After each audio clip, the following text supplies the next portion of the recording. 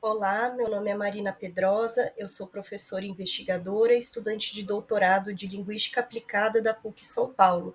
Eu também sou licenciada em Pedagogia pela USP. O nome do meu trabalho é Estereótipos do Brasil e da Colômbia, interação entre professor e estudante em um contexto educativo.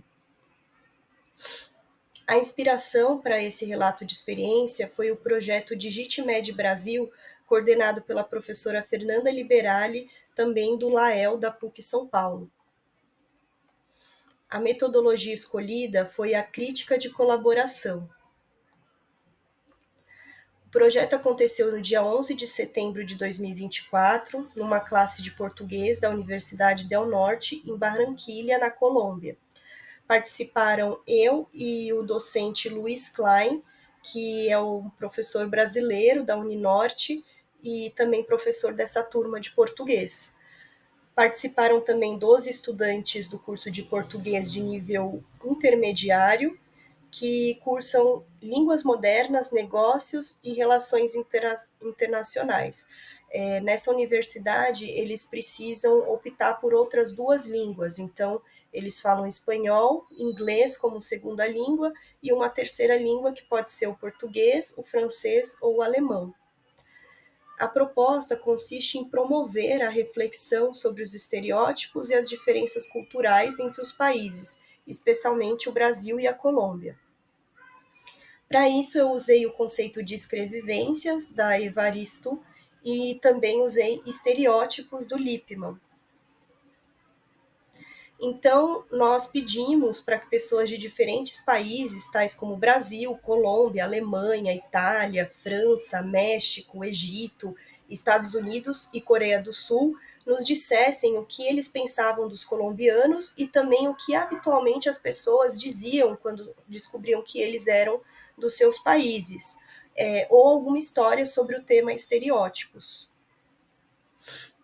E aqui tem um exemplo de uma história de uma brasileira que diz o seguinte: uma vez, quando eu estava nos Estados Unidos com minha família, fomos comprar gorros de lã para nos proteger do frio da cidade de Nova York. Estávamos falando com a vendedora quando ela soube que éramos do Brasil, ela nos disse: vão usar esses gorros com seus biquínis? Aqui é um relato de uma colombiana. Uma prima minha se foi de Barranquilha porque se mudou um semestre para estudar na universidade no Peru para obter uma dupla titulação. Faz alguns dias que ela me contou que seus companheiros a julgaram a princípio porque acreditavam que ela era vaga e desordenada com seu trabalho, e apesar de que sempre foi uma grande estudante com excelência acadêmica. Então, nós dividimos a turma em dois grupos de 6 estudantes e a gente passou a ler algumas dessas escrevivências.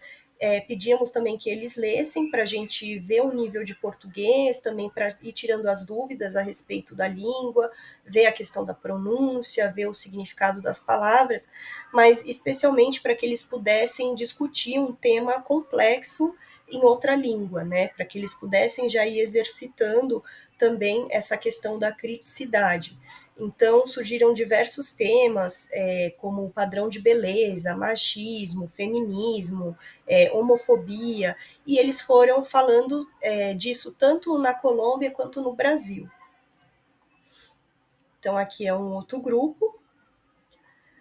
E depois a gente fez uma segunda etapa, que a gente se baseou no Teatro do Oprimido, do Augusto Boal, que a gente propôs que cada grupo fizesse uma peça de teatro sobre uma das histórias que eles tinham lido, e podia ser uma outra história que surgiu a partir da discussão, mas tinha que ser a respeito do tema estereótipos para que eles pudessem apresentar para o outro grupo. Então, depois dessa apresentação, a gente fez uma reflexão coletiva, em que foi muito interessante, porque a gente percebeu que muitos estudantes que nunca haviam falado, nunca tinham dado opinião, participado da classe, começaram a falar sobre o que pensavam sobre os assuntos, especialmente sobre esses temas como padrões de beleza, machismo, homofobia, papel da mulher, e a gente percebeu que muitas coisas entre Brasil e Colômbia são muito similares, né? Tanto quanto a questão da gente ser visto como pessoas muito alegres, muito divertidas, muito bonitas, sensuais, mas ao mesmo tempo também tem muitas questões de machismo, de homofobia nas falas e nos comportamentos também. Então, aqui são as referências do trabalho que eu vou disponibilizar. Muito obrigada.